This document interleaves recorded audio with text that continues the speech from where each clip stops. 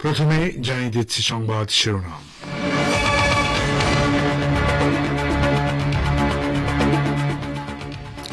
Israel পরাজিত হওয়াতেই হামাসের সঙ্গে আলোচনায় বাধ্য হয়েছে, মন্তব্য ইরানের পররাষ্ট্রমন্ত্রীর। নেতানিয়াহুর সঙ্গে সংবাদ সম্মেলন, গাজাকে আমেরিকার মালিকানা নিতে চান ট্রাম্প, ফিলিস্তিনের হামাস ও সৌদি আরবের প্রতিবাদ।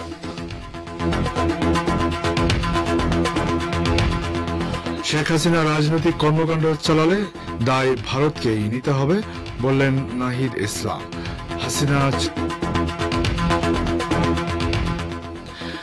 হাসিনা ছাত্রলীগ এখন ডেথ চ্যাপ্টার, মন্তব্য হাসনাত আব্দুল্লাহ।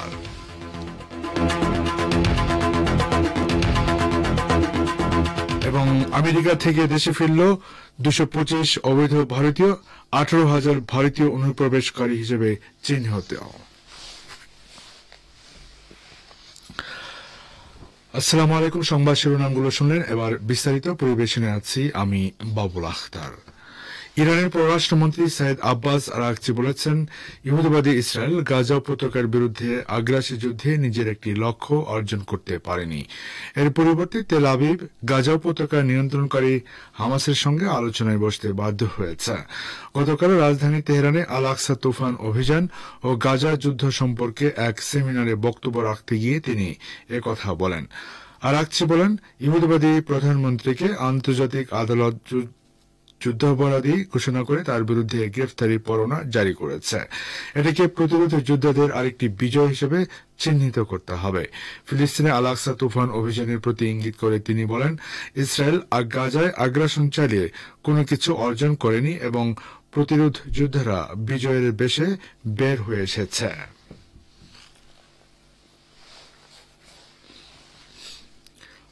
ইসলামী প্রজাতন্ত্র ইরানের উপর সর্বোচ্চ চাপ প্রয়োগের নীতি অনুসরণ করার জন্য একটি নির্বাহী আদেশে সই করেছেন মার্কিন প্রেসিডেন্ট ডোনাল্ড ট্রাম্প। এর মাধ্যমে মূলত তিনি তার প্রথম মেয়াদের নীতিতে ফিরে গেলেন। নির্বাহী আদেশের সই করার পর এবং সফররত ইহুদিবাদী ইসরায়েলের যুদ্ধবাজ প্রধানমন্ত্রী বেনিয়ামিন নেতানিয়াহুর সাথে বৈঠকের আগ মুহূর্তে ট্রাম্প সাংবাদিকদের জানান, তিনি এই নির্বাহী আদেশে সই করতে কিছুটা দ্বিধাগ্রস্ত ছিলেন। মার্কিন প্রেসিডেন্ট আদেশটির কথা উল্লেখ করে বলেন, সবাই চায় আমি এটি স্বাক্ষর করি, আমি তা করেছি এবং এটি ইরানের জন্য খুবই কঠিন হবে। এরপর ট্রাম্প দাবি করেন, আমেরিকা ইরানের সাথে একটি চুক্তি করতে চায়। তিনি বলেন, আমরা দেখব আমরা ইরানের সাথে একটি চুক্তি ব্যবস্থা করতে পারি কিনা বা কাজ করতে পারি কিনা। ট্রাম্প বলেন, তিনি আদেশটি স্বাক্ষর করে খুশি নন, কিন্তু আমেরিকাকে শক্তিশালী এবং দৃঢ় করার ক্ষেত্রে তার কাছে অনেক বিকল্প নেই।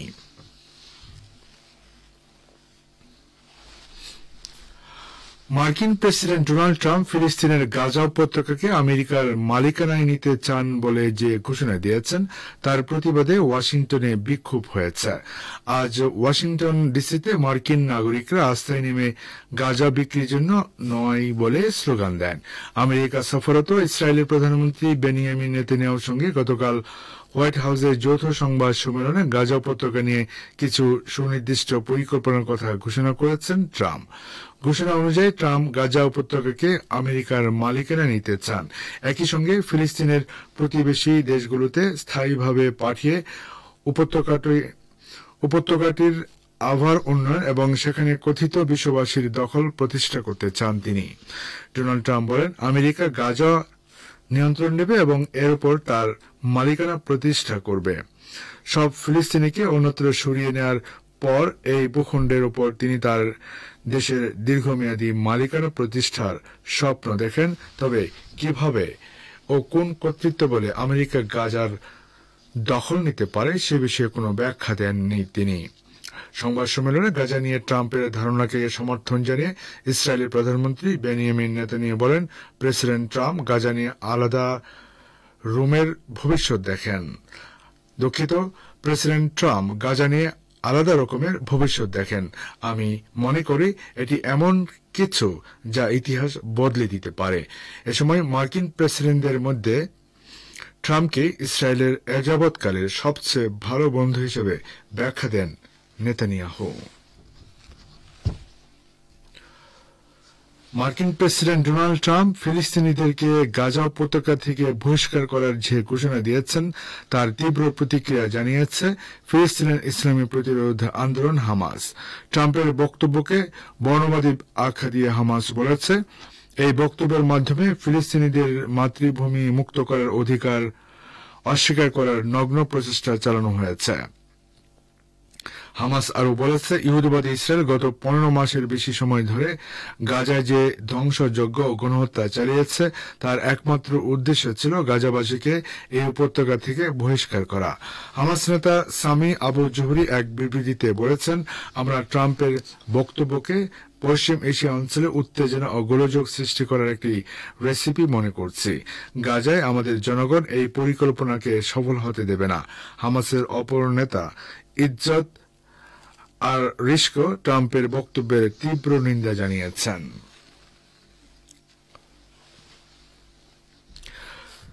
সৌদি আরব বলেছে, একটি ফিলিস্তিন রাষ্ট্র প্রতিষ্ঠা ছাড়া তারা ইসরায়েলের সঙ্গে সম্পর্ক প্রতিষ্ঠা করবে না। গাজাকে সাফ করার বিষয়ে ট্রাম্পের প্রস্তাব প্রত্যাখ্যান করে রিয়াদ বলেছে, ফিলিস্তিনিদেরকে তাদের ভূখণ্ড থেকে সরানোর যে কোনো প্রচেষ্টার বিরোধিতা করবে সৌদি আরব। ফিলিস্তিনিদের নিয়ে তাদের অবস্থান নিয়ে আলোচনা বা দর কষাকষির কোনো সুযোগ নেই বলে সৌদি আরব বিবৃতিতে উল্লেখ করা হয়। সৌদি পররাষ্ট্র মন্ত্রণালয় নিশ্চিত করেছে যে ফিলিস্তিনের রাষ্ট্র প্রতিষ্ঠার বিষয়ে সৌদি আরবের অবস্থান দৃঢ় এবং আপোষহীন থাকবে। এর আগে সৌদি আরবকে ইসরায়েলের সঙ্গে সম্পর্ক স্বাভাবিক করতে এবং দেশটিকে স্বীকৃতি দেওয়াতে কয়েক মাসের কূটনৈতিক প্রচেষ্টায় নেতৃত্ব দিয়েছিল মার্কিন যুক্তরাষ্ট্র। 2023 সালের অক্টোবরে গাজা যুদ্ধ শুরু হওয়ার আগ পর্যন্ত এই তৎপরতা চলেছে। তবে গাজায় ইসরায়েলের হামলার পর আরব দেশগুলোর ক্ষোভের মুখে বিষয়টি স্থগিত করে সৌদি আরব। শ্রোতা বন্ধুরা, আপনারা বিশ্ব সংবাদ শুনছেন রেডিও তেহরান থেকে, আর প্রচারিত হচ্ছে বাংলাদেশ ও ভারতে একযোগে। তীব্র ছাত্র জনতার আন্দোলনের মুখে ক্ষমতাচ্যুত সাবেক প্রধানমন্ত্রী শেখ হাসিনা যদি ভারতে বসে কোনো রাজনৈতিক কার্যক্রম চালায় তবে তার দায় দেশটিকে নিতে হবে বলে জানিয়েছেন বাংলাদেশের অন্তর্বর্তী সরকারের তথ্য ও সম্প্রচার মন্ত্রণালয়ের উপদেষ্টা নাহিদ ইসলাম। আজ রাজধানীর বাংলা একাডেমির কবি শামসুর রহমান কক্ষে আয়োজিত এক অনুষ্ঠানে তিনি কথা বলেন। নাহিদ ইসলাম বলেন, ভারত শেখ হাসিনাকে আশ্রয় দিয়েছে, এটা নিয়ে তাদের বক্তব্য রয়েছে, আমরা সেটা তাদের থেকে জানতে চাই। অবশ্যই এই কর্মকাণ্ডের দায় হিসেবে আমরা ভারতের কাছে জবাবদিহিতা চাইব। এদিকে বৈষম্য বিরোধী ছাত্র আন্দোলনের আহ্বায়ক হাসনাত আব্দুল্লাহ বলেছেন, 5 আগস্ট আমরা হাসিনা আর ছাত্রলীগের চ্যাপ্টার ক্লোজ করে দিয়েছি ও তার ফেসিবাদ যে কোনো রূপ, মত, পথ বা কোনো মিডিয়ার মাধ্যমে পুনর্বাসন হতে দেওয়া হবে না। তিনি বলেন, হাসিনার ভাষণ যদি কোনো মিডিয়াতে প্রচার করা হয় তাহলে আমরা ধরে নেব সেই মিডিয়া হাসিনাকে এখনো সহযোগিতা করছে। তারা দেশ, জাতি ও জনগণের আশা আকাঙ্ক্ষার বিরুদ্ধে অবস্থান নিয়েছে। 1994 সালে বিএনপি চেয়ারপারসন বেগম খালেদা জিয়ার প্রথম সরকারের সময় পাবনার ঈশ্বরদীতে আওয়ামী লীগ সভানেত্রী শেখ হাসিনাকে হত্যার চেষ্টা মামলায় ফাঁসি 9 আসামি সহ সাজাপ্রাপ্ত সব আসামিকে খালাস দিয়েছে হাইকোর্ট। আজ বিচারপতি মোহাম্মদ মাহবুব উল ইসলাম ও বিচারপতি হামিদুর রহমান এ রায় ঘোষণা করেন। আদালত বলেন, আসামিদের বিরুদ্ধে অভিযোগ প্রমাণিত না হওয়ায় সব আসামিকে বেকসুর খালাস দেওয়া হল। আমরা চাই না তারা আর 1 সেকেন্ডও কারাগারে থাকুক। এখনই সবাই মুক্তি প্রদানের নির্দেশ প্রদান করছি। আদালতে আসামিদের পক্ষে ছিলেন ব্যারিস্টার কায়সার কামাল, রাষ্ট্রপক্ষে ছিলেন deputy attorney general Mujibur Rahman. এদিকে রায় ঘোষণাকে কেন্দ্র করে পাবনা বিএনপির শত শত নেতাকর্মী অ্যানেক্স কোর্ট বিল্ডিং এর সামনে অবস্থান নেন। রায় শোনার পর তারা উল্লাসে ফেটে পড়েন। শ্রোতা বন্ধুরা, যাচ্ছে একটি সংক্ষিপ্ত বিরতিতে, সঙ্গেই থাকুন।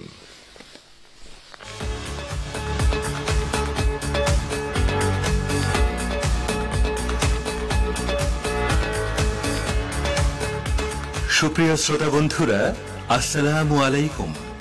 আপনাদের দৃষ্টি বিশেষভাবে আকর্ষণ করছি রেডিও তেহরানের অনুষ্ঠানমালা সম্পর্কে আপনার মূল্যবান মতামত আমাদের জানান।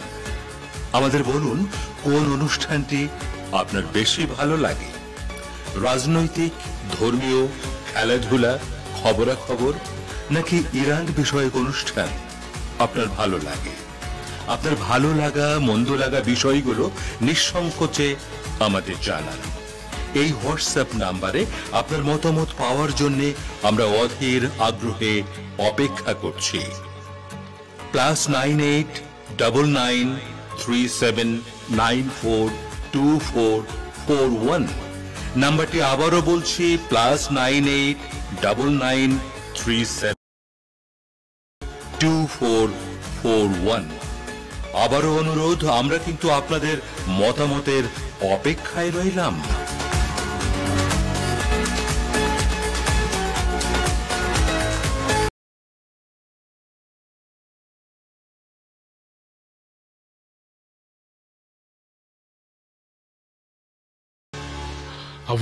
আবারও ফিরছি বিশ্ব সংবাদে। আমেরিকা থেকে দেশে ফিরেছে 205 অবৈধ ভারতীয়। আজ দুপুর 1:55 অমৃতসরের শ্রী গুরুদাস রামদাসজি আন্তর্জাতিক বিমানবন্দরে অবতরণ করে মার্কিন সেনাবাহিনীর C-17 বিমানটি। ফেরত আসা ভারতীয়দের মধ্যে 33 জন হরিয়ানার বাসিন্দা, 30 জন পাঞ্জাবের, 3 জন করে উত্তরপ্রদেশ ও মহারাষ্ট্রের, চণ্ডীগড়ের 2 জন বাসিন্দাও রয়েছেন। ডোনাল্ড ট্রাম্পের নির্দেশে আমেরিকায় এখন চলছে অনুপ্রবেশকারী হটাও অভিযান। সে অভিযানের আওতায় ভারতীয়রাও রয়েছেন। পাঞ্জাব সরকার জানিয়েছে, ফিরে আসা ভারতীয়দের মধ্যে যারা সে রাজ্যের বাসিন্দা তাদের সব রকম সহায়তা করা হবে। তবে তার আগে সকলের কাগজপত্র খতিয়ে দেখা হবে। তাদের বিরুদ্ধে কোনো ফৌজদারি মামলা রয়েছে কিনা তা দেখে পরবর্তী পদক্ষেপ গ্রহণ করা হবে। আমেরিকায় থাকা অন্তত 18,000 ভারতীয়কে অনুপ্রবেশকারী হিসেবে চিহ্নিত করেছে মার্কিন প্রশাসন। শ্রোতা বন্ধুরা, আর এরই সঙ্গে শেষ করছে রেডিও তেহরান থেকে বিশ্ব সংবাদ। সঙ্গে থাকার জন্য অনেক অনেক ধন্যবাদ।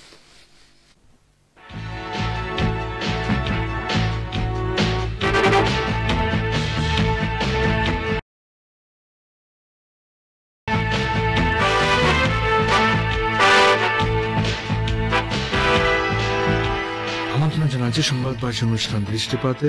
রুশ দার্শনিক ও চিন্তাবিদ আলেকজান্ডার দুগিন মনে করেন, বিশ্ব এক মেরুকেন্দ্রিক ব্যবস্থা থেকে কয়েক মেরুকেন্দ্রিক ব্যবস্থার দিকে এগিয়ে যাচ্ছে। এ সম্পর্কে আজকের দৃষ্টিপাতে শুনুন একটি সংবাদ ভাষ্য। শুনুন সহকর্মী আমির হোসেনের পরিবেশনায়। রুশ দার্শনিক ও চিন্তাবিদ আলেকজান্ডার ডুগিন মনে করেন, বিশ্ব এক মেরুকেন্দ্রিক ব্যবস্থা থেকে কয়েক মেরুকেন্দ্রিক ব্যবস্থার দিকে এগিয়ে যাচ্ছে এবং ইরান ও রাশিয়ার মতো দেশগুলোকে এই ঐতিহাসিক ক্রান্তি লগ্নের জন্য প্রস্তুত থাকতে হবে। ইরানের রাষ্ট্রীয় সম্প্রচার সংস্থা সাহাব নেটওয়ার্কের রুশ চ্যানেলকে দেয়া এক সাক্ষাৎকারে তিনি বিশ্বের ভূ রাজনৈতিক পরিস্থিতি, ট্রাম্পের ক্ষমতা ফিরে পাওয়া, নতুন বহুজাতিক ব্যবস্থায় ইরান ও রাশিয়ার অবস্থান এবং মার্কিন পররাষ্ট্রনীতিতে ব্যাপক পরিবর্তন নিয়ে কথা বলেছেন। মার্কিন কৌশলগত নীতিতে ব্যাপক পরিবর্তন আসার কথা তুলে ধরে ডুগিন মত প্রকাশ করেন যে লিবারেলিজম বা কথিত উদারনৈতিকতাবাদ ও বিশ্বায়ন ভিত্তিক মার্কিন একাধিপত্য বা কর্তৃত্বকামিতার অবসান ঘটেছে। সাংস্কৃতিক প্রভাব খাটানো, স্বাধীন দেশগুলোর সার্বভৌমত্বকে দুর্বল করা ও প্রচারণা ভিত্তিক কৃত্রিম বিপ্লব বা রঙিন বিপ্লবগুলোকে নেপথ্য থেকে পরিচালনা করা, এসবের পরিবর্তে এখন যে নতুন কৌশল মার্কিন সাম্রাজ্যবাদ বেছে নিয়েছে তা হল এক ধরনের সাম্রাজ্যবাদী জাতীয়তাবাদ। এ পর্যায়ে ওয়াশিংটন বিশ্বের নেতা সেজে নয়, বরং এক স্বতন্ত্র সাম্রাজ্য হিসেবে নিজ স্বার্থ হাসিলের চেষ্টা চালিয়ে যাবে। ডুগিন মনে করেন, ট্রাম্প এখন বিশ্ব ব্যবস্থার নতুন সংজ্ঞা দেওয়ার চেষ্টা করছেন, মার্কিন যুক্তরাষ্ট্রের স্বার্থকে প্রাধান্য দেয়া এবং বিশ্বায়নকারী নীতিগুলো পরিত্যাগের মাধ্যমে। এর অর্থ প্রথাগত জোটবদ্ধতার উপর নির্ভরতা কমিয়ে ও বিভিন্ন অঞ্চলে সরাসরি মার্কিন পেশি শক্তি প্রদর্শন করার নতুন কৌশল প্রয়োগ করছে ওয়াশিংটন। এই অবস্থায় রাশিয়া ও ইরান দুই স্বাধীন শক্তি হিসেবে পশ্চিমা আধিপত্যবাদের কারণে অতীতে ক্ষতিগ্রস্ত হওয়ার প্রেক্ষাপটে মার্কিন কৌশল পরিবর্তনের ফলে সৃষ্ট নানা সুযোগগুলোকে কাজে লাগাতে পারে বলে ডুগিন মনে করেন। তার মতে, ট্রাম্প অতীতের মতোই ইরান বিরোধী নীতি অব্যাহত রাখলেও তেহরানকে মোকাবেলার ক্ষেত্রে তার কৌশল হবে বাইডেনের কৌশলের চেয়ে ভিন্ন। ডেমোক্র্যাট দলীয় প্রশাসনের পর্যায়ক্রমিক ক্ষয় সাধন কৌশলের বিপরীতে ট্রাম্প সরাসরি ও দ্রুত চাপ দেওয়া নীতি ব্যবহার করতে চাইবেন।